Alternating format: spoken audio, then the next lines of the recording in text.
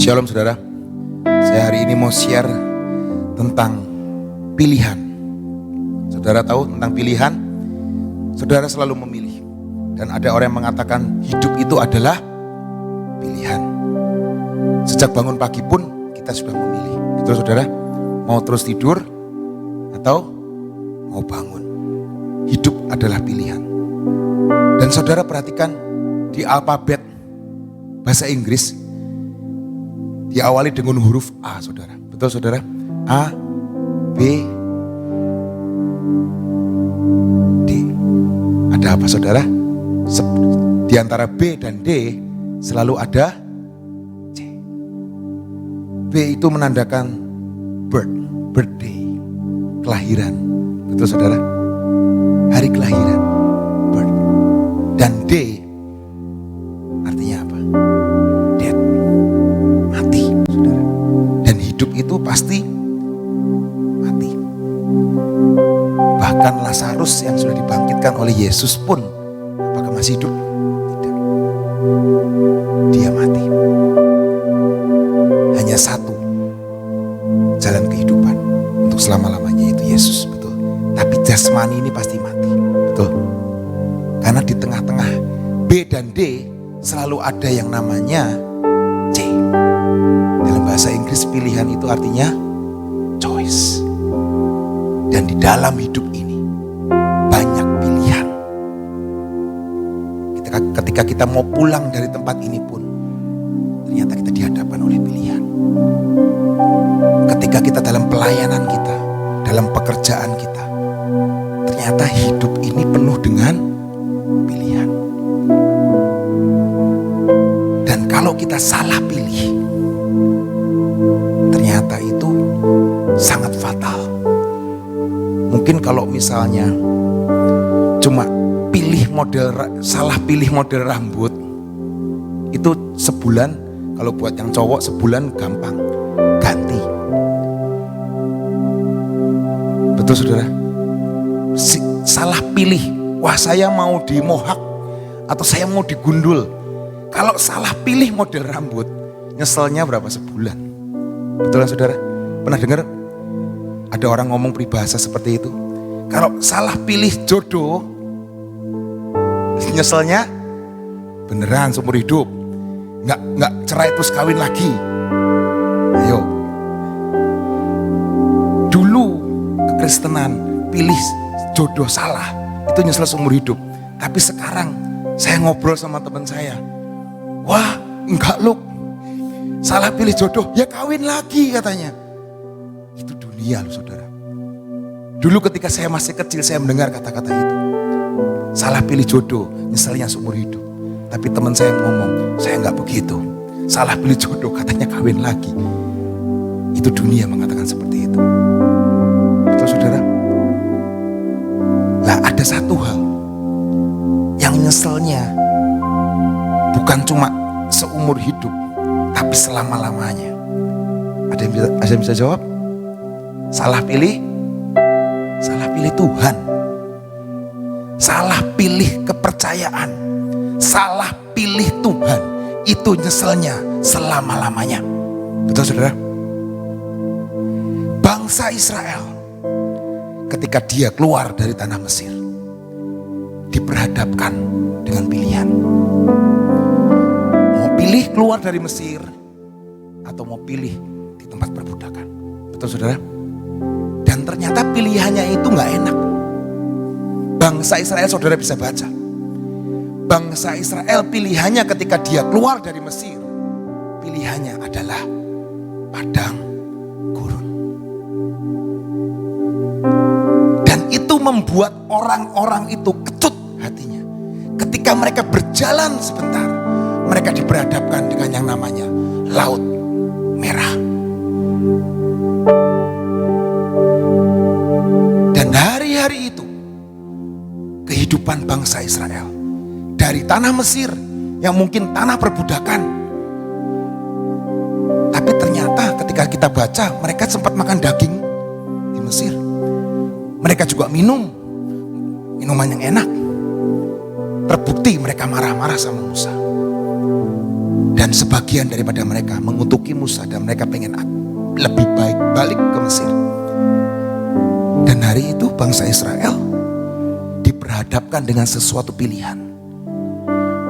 Aku mau ikut Tuhan, Yehova, dan itu pilihannya adalah padang gurun terbuka. Karena ternyata satu-satunya jalan menuju tanah perjanjian adalah padang gurun.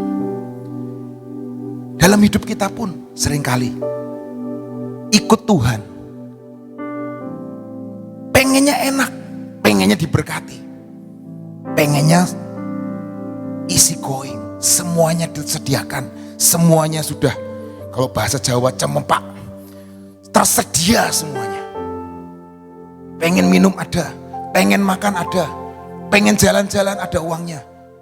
Pengennya seperti itu tuh ikut Tuhan. Tapi ternyata seperti yang saya katakan, turun tapi naik. Mungkin ikut Tuhan itu seperti nanjak. Tapi percayalah, capek di padang gurun. Tapi percayalah, itu adalah pilihan yang terbaik yang Tuhan berikan dalam hidup kita. Sehingga kita bisa merasakan yang namanya tanah perjanjian. Amin saudara. Tanah perjanjian itu bukan cuma di surga loh saudara. Tanah perjanjian itu ada buat kita di dalam dunia ini. Tanah perjanjian saya dan saudara berbeda. Seringkali orang berpikir tanah perjanjian itu di surga. Nanti kalau di surga baru enak. Mari rubah mindset itu, mari rubah pikiran itu. Tuhan sudah menyediakan tanah perjanjian dalam hidup kita masing-masing. Tapi jalannya, apakah engkau 40 tahun? Apakah cuma 40 hari? Atau 3 tahun? Atau 1 tahun?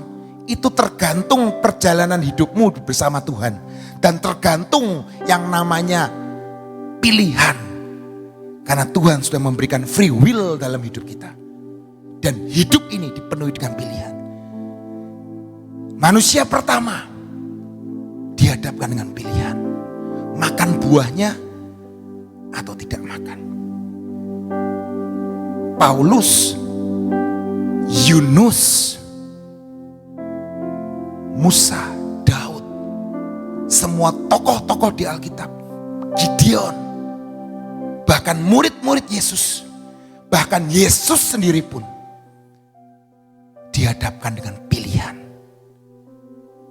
Mau lanjut ke Golgota atau berhenti di Getsemani. Dan Yesus tidak jatuh di taman yang sama. Hanya ada 2 taman di Alkitab. Taman Eden dan Taman Getsemani. Adam yang pertama jatuh di taman itu. Adam yang kedua yaitu Yesus. Dia menang atas taman itu. Dan dia lanjut ke Golgota. Karena dia tahu tanpa Golgota tidak ada kemuliaan. Tanpa Golgota tidak ada penebusan. Tanpa jalan salib, tanpa pikul salib, kita gak akan nyampe destiny kita. Dan hidup kita ini adalah hidup seperti Kristus. Amin saudara. Karena seringkali kita berdoa kan, Yesus ada di dalamku dan aku di dalam Yesus. Dan kalau ada Yesus dalam hidup kita, seharusnya kita nyontoh seperti Yesus. Mau gak kita pikul salib? Karena Tuhan ngomong di ayatnya, nak pikul salib, pikul salib. Karena dengan engkau pikul salib, engkau akan sampai yang namanya destiny itu. Engkau akan sampai yang namanya tanah perjanjian.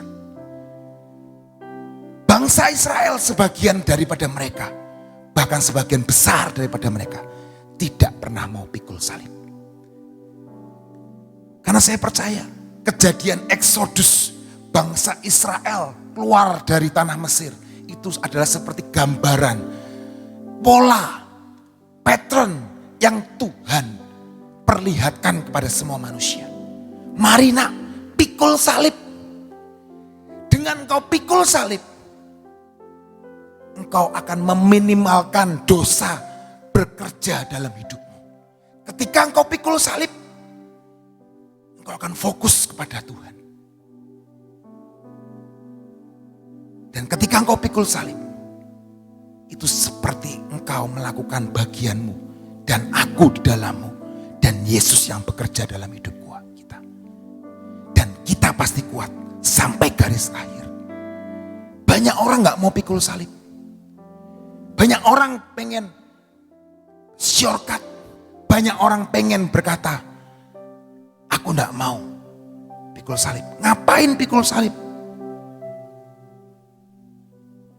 Sedangkan Yesus berkata, pikul salib, pikul salib. Saya mau kasih ayatnya saudara.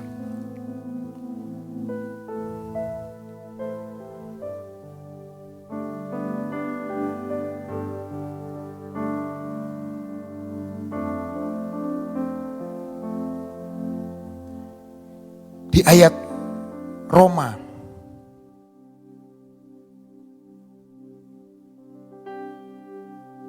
Roma 8 ayat 13 sampai 18.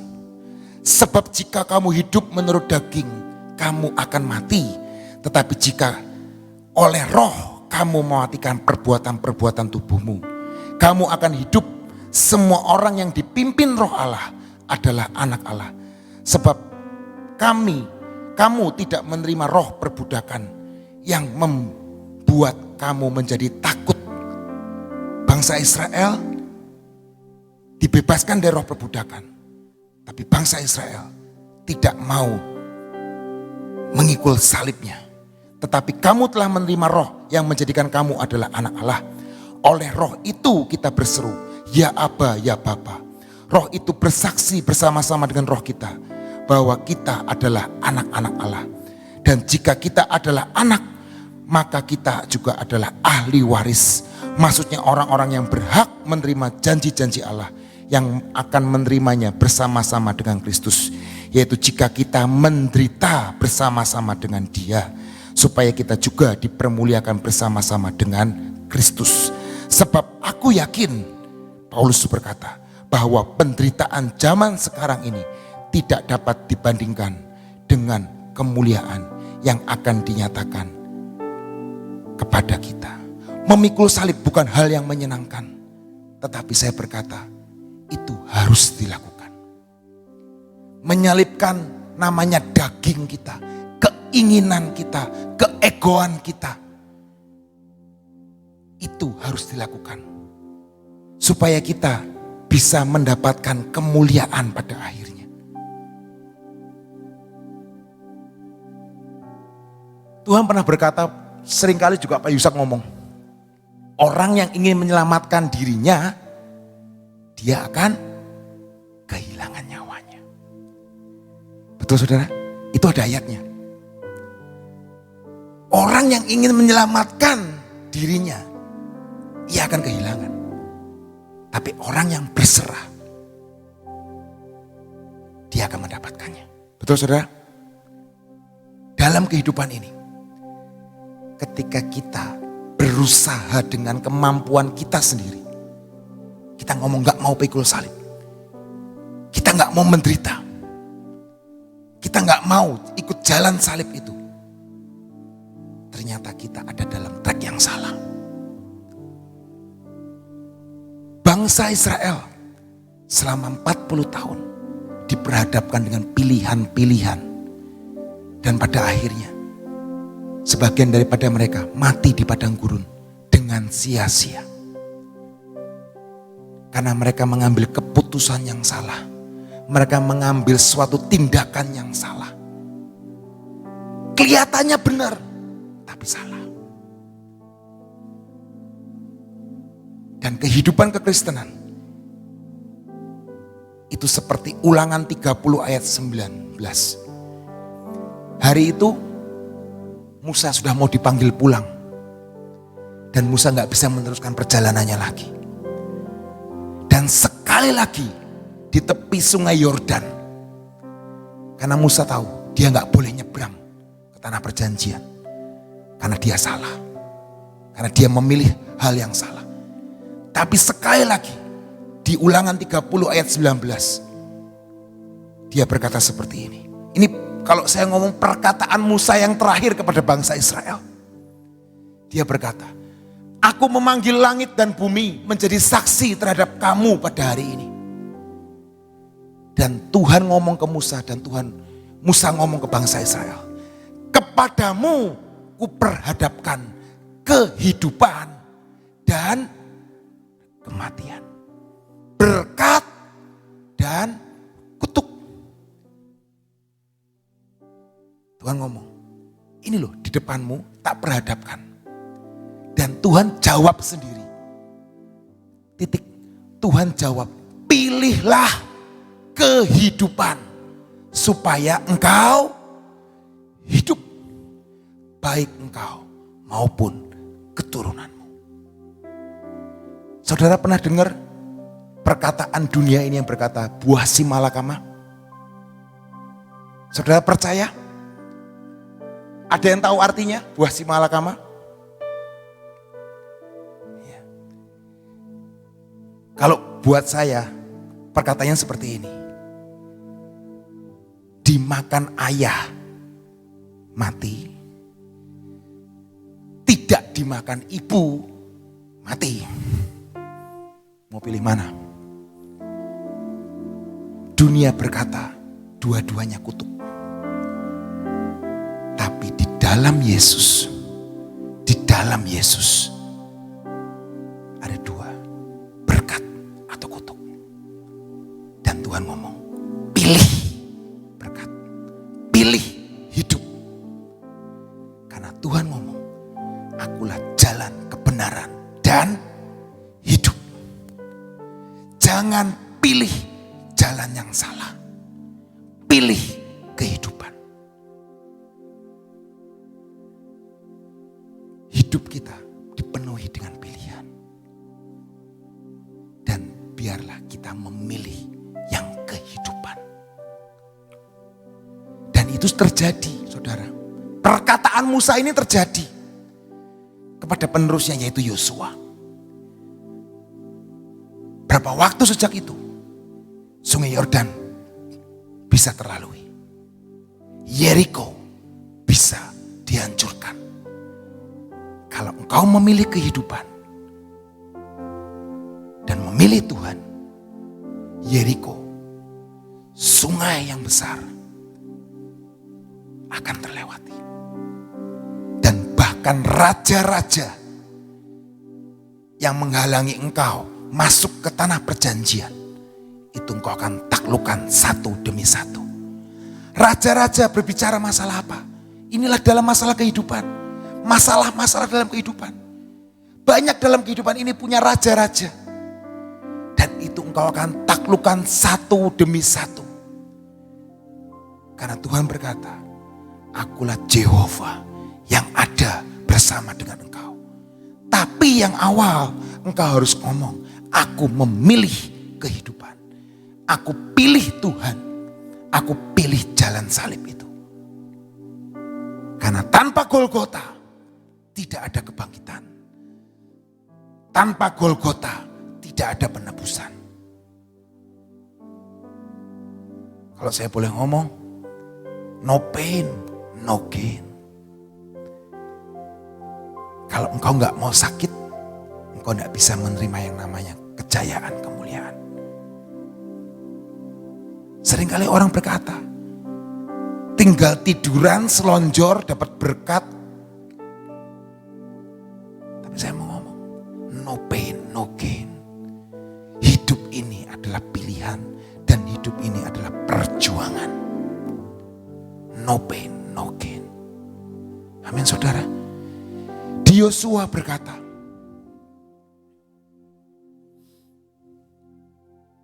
Yosua 24 ayat 15.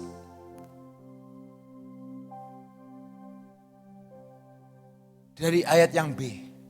Yosua 24 ayat 15 berkata, pilihlah pada hari ini kepada siapa kamu akan beribadah. Allah yang kepadanya nenek moyangmu beribadah di seberang sungai Efrat, atau Allah orang Romawi yang negerinya kamu diami ini? Yosua bertanya, engkau ingin beribadah kepada siapa? Kepada Allah dunia ini? Kepada Mammon? Atau kepada Allah yang seberang sungai Efrat? Kepada Baal Zebul? Kepada patung? Kepada kepercayaan? Tapi Yosua berkata, pada ramalan atau apa? Tapi Yosua berkata, tetapi aku Yosua dan seisi rumahku, kami akan beribadah kepada Tuhan Jehovah, Allah Israel. Hari ini tetapkan pilihanmu. Karena sebelum engkau masuk ke tanah perjanjian, ternyata akan ada banyak pilihan di persimpangan. Dan sekali lagi Tuhan berkata, pilih kehidupan nak. Pilih aku nak. Pilih aku nak. Jangan pilih yang lain. Ketika Tuhan ngomong, sakit Tuhan, aku sudah gak kuat. 40 tahun dalam penderitaan, 40 tahun dalam kesedihan, 40 tahun dalam kepanasan, 40 tahun hidup di tenda. Tapi Tuhan ngomong sekali lagi, sebelum engkau masuk tanah perjanjian, engkau memiliki tanahmu sendiri, Tuhan ngomong, pilih aku nak. Pilih aku nak. Jangan pilih kesombonganmu. Jangan pilih kepercayaan kepada dirimu sendiri. Jangan pilih keluargamu. Jangan pilih anakmu. Atau pilih uangmu. Tapi pilih aku nak. Pilih aku Tuhan Allah Israel. Dan engkau akan memiliki tanah perjanjianmu. Hari ini sederhana saudara. Pilihan itu sederhana. Tapi akibatnya luar biasa. Hari itu Adam dan Hawa memilih iblis. Memilih memakan buah. Kelihatannya sepele. Tapi ternyata hari itu mereka memutuskan hubungan dengan Tuhan. Dan hari itu juga mereka keluar dari yang namanya Taman Eden. Simple. Pilihannya cuma ngomong, makan buah. Kan gak apa-apa Tuhan. Ini kan cuma makan buah. Ini makan buah. Yang penting kan aku gak menyangkal engkau Tuhan. Aku tetap menganggap engkau sahabat. Aku tetap menganggap engkau raja. Tapi ternyata ketika engkau melanggar titah Tuhan, engkau keluar dari Taman Eden. Hati-hati saudara. Pilihan yang salah akibatnya fatal. Kalau buat saya pribadi, gimana caranya kita menentukan pilihan kita? Mungkin saudara berkata, aku gak dengar suara Tuhan. Boro-boro dengar suara Tuhan. Saudara punya firman Tuhan. Saudara punya Alkitab. Alkitab berkata apa?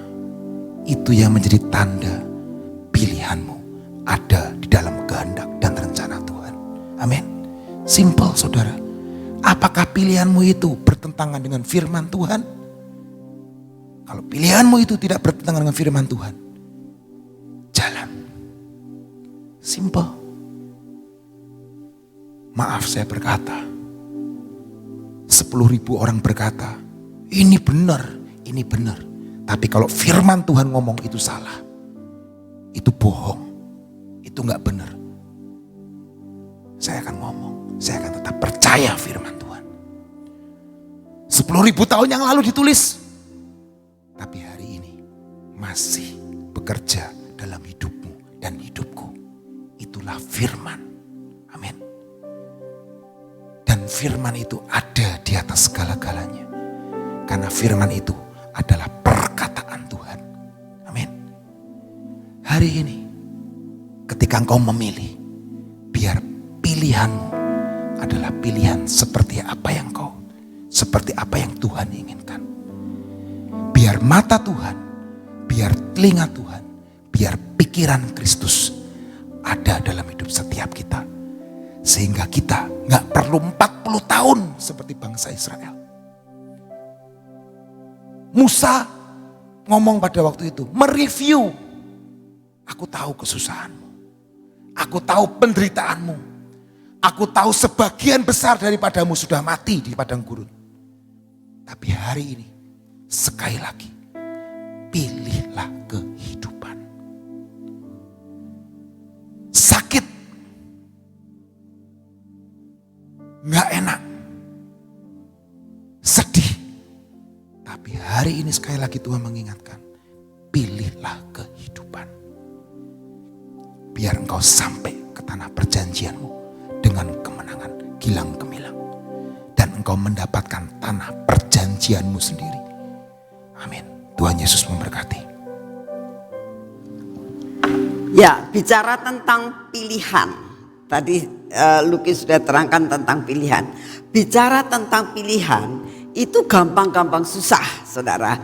Kemarin ini kami ini pergi ke suatu daerah di agak pinggiran kota Sion. Itu di situ banyak tanaman durian, saudara ya. Nah, terus banyak yang jual durian tuh banyak sekali. Sebentar lagi ada di sini, sebentar lagi ada lagi.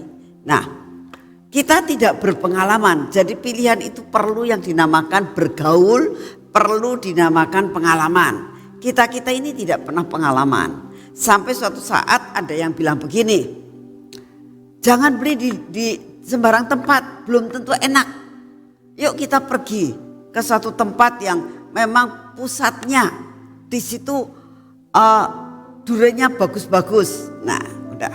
Akhirnya kita menuju ke tempat yang dikatakan mereka. Saya bilang, kamu udah pernah ke sana? Sudah.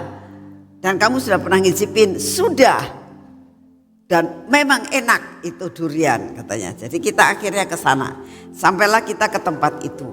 Waduh, tempatnya naik turun gak karu-karuan. Sampai akhirnya sampailah kita ke tempat itu. Nah, pada saat kita udah di situ, durinya setumpuk, segunung, menggunung. Kita gak ngerti. Kita harus milih isinya, ya. Sedangkan gak kelihatan isinya. Yang kelihatan adalah durinya doang. Dan barangnya ada yang gede, ada yang kecil. Tapi dalamnya kita tidak tahu. Sedangkan yang kita mau nikmati apa? Dalamnya, bukan luarnya yang banyak durinya. Ya. Nah, bagaimana cara kita memilih? Pada saat saya melihat ya. Yang ini mungkin bagus, ini mungkin bagus, ini mungkin bagus. Kan tapi kan belum tentu bagus. Lalu saya bilang begini, sudahlah serahkan kepada pakarnya saja. Siapa pakarnya? Yang punya ya, yang sudah pengalaman setiap hari dia melihat akan bentuknya durian itu.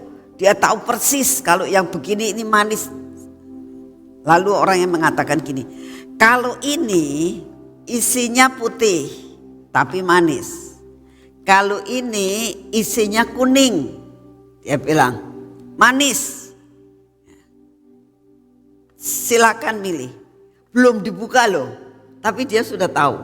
Kalau ini putih, manis. Ini kuning, manis juga. Saya mau ngetes, Pak, dua-duanya dibuka coba.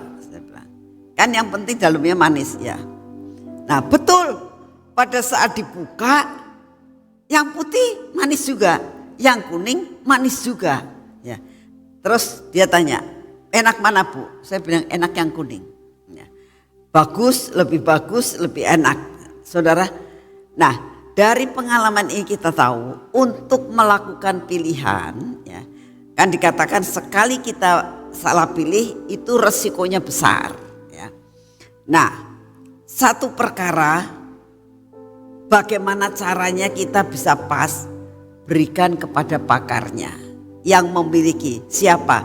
Tuhan Yesus Kristus. Amin.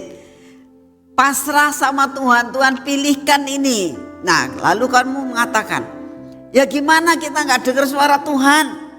Tadi sudah dikasih tahu sama Luki. Dasarnya tolok ukurnya adalah firman siapa? Firman siapa? Firman Tuhan. Firman Tuhan terdapat di mana? Dalam Alkitab. Ya, itu tolok ukurnya. Segala sesuatu yang kita akan pilih sesuai sama firman enggak. Kalau tidak sesuai firman itu pasti bukan berasal dari Tuhan. Jadi inilah caranya kita bisa memilih, berikan kepada pakarnya. Siapa pakarnya? Yesus Kristus Tuhan yang memiliki langit dan bumi segala-galanya ya. Seperti tukang duren itu tiap hari bekerja di situ, tiap hari dia bukain duren sampai akhirnya dia bisa menebak, sudah mengerti. Karena apa? Karena dia pengalaman. Nah, siapa yang berpengalaman atas hidup saudara dan saya? Dia membentuk hidup kita. Dia yang memiliki kita, dia yang menghembuskan napas dalam hidup kita. Nah, serahkanlah kepada Tuhan, pasti beres. Amin. Yuk kita doa. Bapa, terima kasih buat hari ini ya Tuhan. Terima kasih buat firman-Mu tentang pilihan. Biarlah sepanjang hari ini Tuhan, jikalau kami dihadapkan dengan pilihan, buat kami mengerti, kami akan memilih bersama dengan Engkau. Kami serahkan pilihan ini kepadamu. Engkaulah yang memimpin kami sampai mengambil suatu keputusan yang luar biasa. Terima kasih untuk hari ini. Kami boleh menyembah Engkau selama 1 jam. Terima kasih untuk semuanya ya Tuhan Yesus. Terima kasih dan terima kasih. Bapak, saat ini kami datang di hadapan-Mu, kami bersyukur kepadamu Tuhan, bahwa Engkau memimpin akan Bapak Presiden kami sampai di tanah air lagi, dengan membawa segala visi-visi dan segala sesuatu yang sudah dilakukan pada saat ikut dalam konferensi di berbagai tempat. Kami mengucap syukur Tuhan, biarlah apa yang sudah dapat diterapkan di Indonesia. Kami berdoa saat ini Tuhan untuk pemerintahan bangsa dan negara kami. Berikan hikmat dan marifat-Mu terus Tuhan. Buat Bapak Presiden kami, buat semua staf yang ada, supaya semua rencana-Mu atas Indonesia menjadi kenyataan. Bapak, kami tetap berdoa untuk keadaan cuaca saat ini ya Tuhan, yang menghadapi akan cuaca yang ekstrim. Kami berdoa saat ini, Engkau yang berdaulat atas iklim di Indonesia maupun di dunia ini. Oleh karena itu Tuhan, pilihkan yang terbaik buat kami, supaya benar-benar iklim yang terjadi di Indonesia maupun di dunia ini ada dalam kontrol daripada-Mu. Terima kasih untuk kasih setia-Mu ya Bapak. Terima kasih untuk semua dan semuanya ini. Biarlah sepanjang hari ini Tuhan, kami tahu Engkau beserta dengan kami. Dan buat kami dapat memilih yang terbaik yang Engkau sediakan buat kami. Dalam nama Tuhan Yesus, mari kita masuk dalam pengurapan.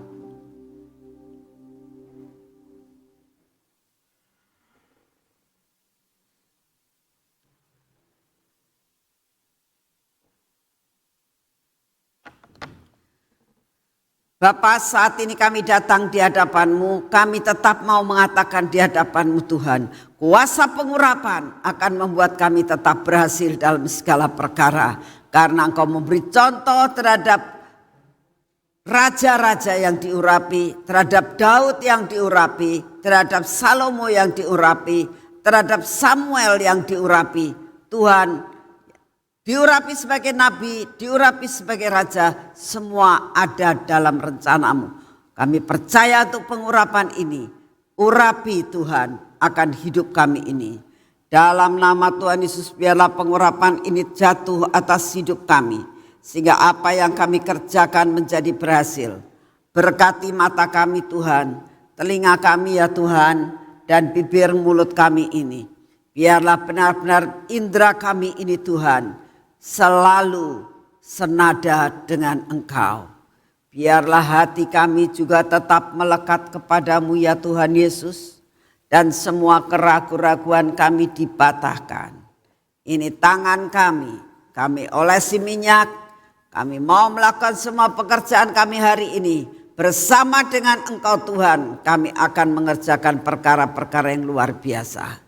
Biarlah kaki kami juga berjalan dalam jalan yang sudah Engkau tentukan. Sampai tidak ada rencanamu yang gagal hari ini. Kami akan berjalan dan tidak menjadi tersandung. Kami akan berjalan dan Engkaulah yang mengirimkan malaikatmu untuk menatang kami. Terima kasih Bapak. Hari ini kami mengatakan, mengucap syukur karena kami dapat melakukan sampai dengan akhir minggu ini. Segala puji, hormat dan syukur kami naikkan kepadamu. Karena kami tahu kami bisa karena Engkau yang memampukan kami. Terima kasih Bapak. Di dalam nama Tuhan Yesus. Amin. Selamat pagi saudara, Tuhan memberkati saudara semuanya.